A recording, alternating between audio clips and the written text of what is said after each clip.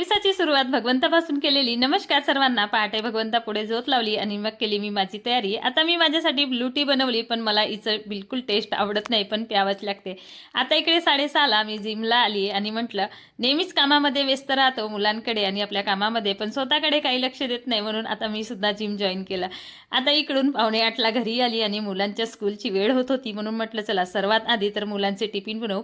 हात वॉश केले आणि मुलांसाठी मेथीची भाजी आणि चपात्या बनवली. मुलांचे इकडे टिफिन पॅक केली, मुलांनी आंघोळी केल्या, दूध घेतलं आणि मग आध्याची इकडे मी तयारी करून दिली. मुलं गेले स्कूलला. आता माझ्यासाठी नाश्ता बनवली म्हणजे उसळ आणि छान हळद अद्रक घालून इकडे दूध बनवली आणि ते सुद्धा घेतली.